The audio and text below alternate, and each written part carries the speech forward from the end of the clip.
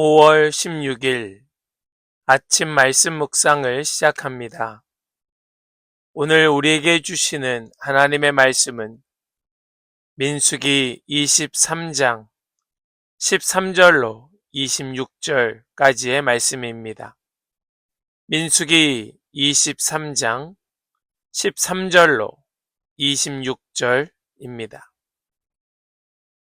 발락이 그에게 말하였다. 나와 함께 다른 곳으로 가서 보시기 바랍니다. 거기에서는 그들의 일부만 보일 것입니다. 그들이 전부 다 보이지는 않을 것이니 거기에서 나에게 유리하도록 그들을 저주하여 주시기 바랍니다. 그리하여 발락은 발람을 소빔 들판 비스가산 꼭대기로 데리고 갔다. 거기에다가 그는 7제단을 만들고 각 제단마다 숫송아지와 순양을 한 마리씩 바쳤다. 발람이 발락에게 말하였다. 임금님은 번제물 곁에 그대로 서 계시기 바랍니다. 나는 지난번처럼 주님을 만나 뵈어야 합니다. 주님께서는 발람을 만나셔서 그의 입에 말씀을 넣어 주시면서 발락에게로 돌아가서 그대로 말하라고 하셨다. 발람이 발락에게로 와서 보니 발락이 번제물 곁에 그대로 서 있었다. 모압의 고관들도 그와 함께 있었다. 발락이 그에게 물었다. 주님께서 무슨 말씀을 하셨습니까? 발람이 예언을 선포하였다. 발락은 와서 들어라. 십볼의 아들은 나에게 귀를 기울여라. 하나님은 사람이 아니시다. 거짓말을 하지 아니하신다. 사람의 아들이 아니시니 변덕을 부리지도 아니하신다. 어찌 말씀하신 대로 하지 아니하시랴. 어찌 약속하신 것을 미루지 아니하시랴. 나는 축복하라 하시는 명을 받았다. 주님께서 복을 베푸셨으니 내가 그것을 바꿀 수 없다. 주님께서는 야곱에게서 아무런 죄도 찾지 못하셨다. 주님께서는 이스라엘에게서 어떤 잘못도 발견하지 못하셨다. 그들의 주 하나님이 그들과 함께 계신다. 주님을 임금으로 떠받드는 소리가 그들에게서 들린다. 하나님이 그들을 이집트에서 이끌어 내셨다. 그에게는 들소와 같은 힘이 있다. 야곱에 맞설 마술은 없다. 이스라엘에 맞설 술법도 없다. 이제는 사람들이 야곱과 이스라엘에게 물을 것이다. 하나님이 하신 일이 어찌 그리 크냐고. 보아라, 그 백성이 암사자처럼 일어난다. 그들이 숫사자처럼 우뚝 선다. 짐승을 잡아먹지 아니하고는 짐승을 찔러 그 피를 마시지 아니하고는 눕지 아니할 것이다. 발락이 발람에게 말하였다. 그들에게 저주도 빌지 말고 그들에게 복도 빌지 마시오. 발람이 발락에게 이렇게 대답하였다. 무엇이든 주님께서 내게 말씀하신 것만을 말하겠다고 내가 말씀드리지 않았습니까? 아멘. 살아계신 하나님의 말씀입니다. 아멘. 할렐루야. 오늘도 우리에게 말씀하시는 주님을 찬양합니다. 우리 주님께서 우리에게 말씀하시는 까닭은 우리를 지극히 사랑하시기 때문입니다. 우리를 사랑하사 주신 말씀은 반드시 우리에게 유익하며 복이 될 줄을 믿습니다. 주신 말씀 굳게 붙들고 오늘도 종일 묵상하며 주님의 길 걷는 모든 성도 다 되시기를 간절히 축복합니다. 우리는 주변에서 가끔 자신의 분수를 모르고 자신의 선을 넘어 말하고 행동하는 사람을 보곤 합니다.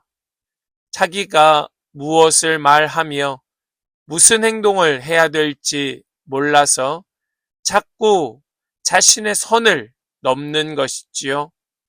그런 사람을 우리는 어리석은 사람이라고 말합니다. 모압 왕 발락이 바로 그러한 사람이지요.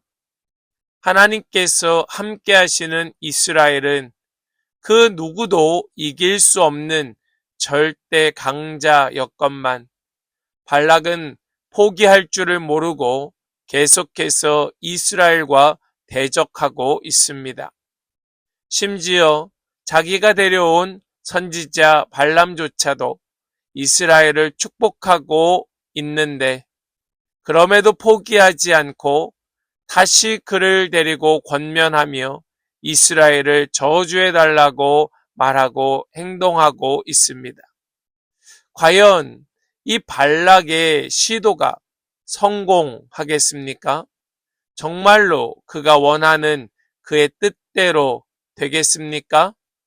우리 오늘 말씀을 살펴보면서 우리 자신의 모습과 우리의 삶을 돌아보고 우리에게 말씀하시는 주님의 음성을 듣는 우리 모든 복된 성도들이 다 되시기를 간절히 소망합니다.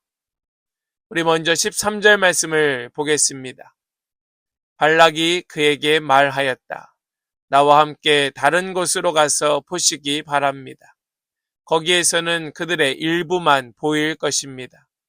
그들이 전부 다 보이지는 않을 것이니 거기에서 나에게 유리하도록 그들을 저주하여 주시기 바랍니다. 모압 왕 발락은 지금 발람을 비스가산 꼭대기로 데리고 올라갑니다.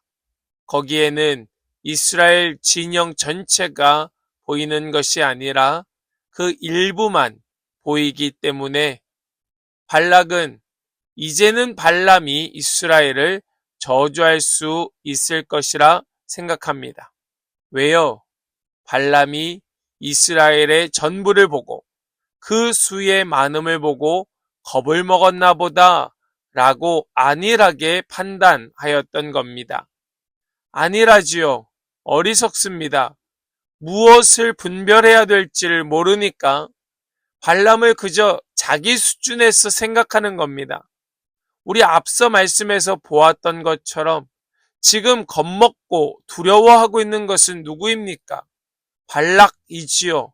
모압 왕 발락이 이스라엘을 두려워하여 지금 발람을 데려온 것이 아닙니까? 겨우 자기 수준에서 생각하는 겁니다. 사람이 그렇습니다. 자기 수준에서 생각합니다. 그저 일부만 보면 자신감을 얻어 저주할 수 있을 거라고 생각하는 겁니다. 이토록 어리석습니다. 이스라엘을 지켜주고 계신 분이 누구이신지를 전혀 깨닫지 못하는 겁니다. 눈에 보이지 않는 하나님, 그 하나님이 그들의 주인 되심을 전혀 분별하지 못하고 있는 것이지요. 사랑하는 여러분, 저와 여러분들의 배후에 우리 하나님이 계심을 믿으시기 바랍니다. 여러분 이것을 믿으신다면 우리 발락의 어리석음을 따라가서는 안 됩니다. 우리 하나님을 그저 내 수준에서 내 판단으로 여겨서는 안 된다는 말씀입니다. 그저 내가 이해할 수 있는 범위에서 그저 내가 생각할 수 있는 한계를 가지고 하나님을 자꾸 판단하고 조종하고 있는 것 아닙니까? 그렇게 한다면 우리는 하나님의 크심을 완전히 경험할 수 없을 겁니다. 하나님은 오늘도 우리를 보이지 않는 그곳에서 지키고 계시지만, 우리를 보호하고 계시지만 그것을 분별하는 자만이 완전하신 하나님의 도움을 받고 구할 수 있게 될 줄을 믿습니다. 발람은 비록 이방 선지자였지만 그는 하나님의 음성을 다시 구하게 됩니다. 그가 이방 선지자, 우상을 숭배하는 자였어도 하나님의 크고 위대하심을 이미 듣고 보았기에 하나님께 또 묻고 하나님의 말씀대로 하기를 결정할 수밖에 없는 것이지요. 우리 말씀 14절에서 16절까지의 말씀을 좀 빠르게 함께 보겠습니다. 그리하여 발락은 발람을 소빔 들판 비스가 산 꼭대기로 데리고 갔다. 거기에다가 그는 7제단을 만들어 각 제단마다 숫송아지와 순양을 한 마리씩 바쳤다. 발람이 발락에게 말하였다. 임금님은 번제물 곁에 그대로 서 계시기 바랍니다. 나는 지난번처럼 주님을 만나 뵈어야 합니다. 주님께서는 발람을 만나셔서 그의 입에 말씀을 넣어 주시면서 발락에게로 돌아가서 그대로 말하라고 하셨다. 아멘. 발람이 그래도 하나님을 이제는 조금 두려워하여 하나님께 다시 가서 묻겠다라고 말하고 하나님께 기도할 때에 하나님께서 발람을 만나 주십니다. 여러분, 이것이 은혜인 줄 믿습니다. 발람은 더 깨달았어야 됩니다. 더 하나님을 깨닫고 하나님께로 완전히 돌이켰어야 합니다. 그가 가진 지금까지 누린 모든 것을 포기하고 완전하신 하나님께로 방향을 틀었어야 돼요. 지금 발람이 발락과 함께 있는 것, 그리고 자기의 집으로 돌아가는 것, 이것은 그가 완전하신 하나님께로 완전히 돌아서지 못하였음을 보여주는 겁니다. 그러나 그럼에도 하나님께서는 그에게 말씀하시고 또 말씀하시고 나타나 보여주시고 또 보여주시어 하나님 어떤 하나님이신가를 그에게 분명하게 깨닫게 하여 주십니다. 오늘도 말씀 속에 주님께서는 발람에게 나타나 그를 만나주시고 말씀하실 때에 그대로 발락에게 말하라 말씀하여 주십니다. 이 말씀을 전해야 하는 발람의 입장이 난처했을지 모릅니다. 완전하신 하나님의 사람, 그가 발람이었다면 아마도 담대하게 복음을 선포하였겠지만 발람은 그런 자가 아니에요. 그렇기에 발락에게 말하는 그의 입장이 특별히 저주해 달라고 그리고 많은 대가를 주겠노라 약속받은 자로서 난처한 입장이었을 것입니다. 발락은 그런 발람의 마음도 모르고 하나님께서 어떻게 말씀하였느냐고 하나님이 뭐라고 하시더냐 다시 재촉하고 있습니다. 17절입니다. 발람이 발락에게로 와서 보니 발락이 번제물 곁에 그대로 서 있었다. 모압의 고관들도 그와 함께 있었다. 발락이 그에게 물었다.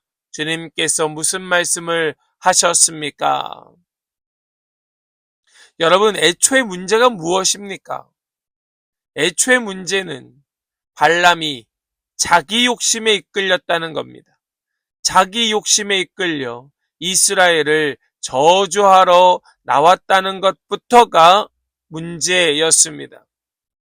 이 발람의 물질의 눈이 어두운 그 마음, 어두운 마음이 모압의 고관들을 그 발람의 집에 하루 머물게 하고 하나님을 핑계로 그것이 정확히 하나님이 아니라 그저 신의 음성을 구하는 신의 뜻을 구하는 시간 벌기, 그래서 어떻게든 그들을 따라가서 이스라엘을 저주하고 자신이 원하는 그 물질, 탐욕을 채우고자 하는 그 욕심에 이끌렸던 그것이 문제였지요. 돈의 눈이 어두워서 악인과 함께 이를 도모하다 보니 발람과 발락은 피차 서로 간 괴롭게 하고 있는 것입니다. 답답한 상황이지요. 사랑하는 여러분, 성도가 세속적인 세상과 이기적인 의도를 가지고 만날 때가 딱 이런 모습입니다. 불편합니다. 괴롭습니다. 어색합니다. 난처합니다. 답답한 상황이 연속됩니다.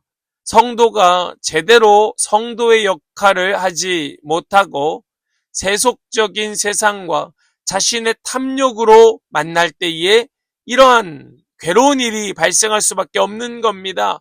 하나님께 불순종하면 반드시 이런 어려움이 따를 것인데 우리 이때라도 주님의 마음을 깨닫고 재빠르게 돌이켜 완전하신 하나님께로 가서는 그런 우리 모든 성도 되시기를 소망합니다. 발람은 지금 그런 상황에서 하나님의 말씀을 전하고 있습니다. 왜요? 그가 하나님의 사람이어서 그렇습니까? 그것이 아니고 발락보다 하나님이 훨씬 더 크고 위대하신 분이기 때문에 그렇습니다. 하나님의 신실하심에 거짓이 없기 때문에 그렇습니다. 하나님이 훨씬 두려운 분이시기 때문에 그런 겁니다. 이스라엘을 너무나 사랑하셔서 이스라엘을 불행과 고통에 방치하지 아니하시려는 하나님의 진실이 그에게 있기 때문에 그러합니다. 하나님의 백성 그들에게 그 어떤 점술과 복술도 통하지 못하는 겁니다. 그것이 18절로 지금 24절까지의 말씀 속에 그대로 나타나고 있는 겁니다. 발람의 예언 속에 드러나고 있는 겁니다. 여러분 이 말씀을 한번 보십시오. 발람이 무엇라 말하고 있는가 잘 들어보시기 바랍니다. 발람이 예언을 선포하였다. 발락은 와서 들어라. 십볼의 아들은 나에게 귀를 기울여라. 하나님은 사람이 아니시다. 거짓말을 하지 아니하신다.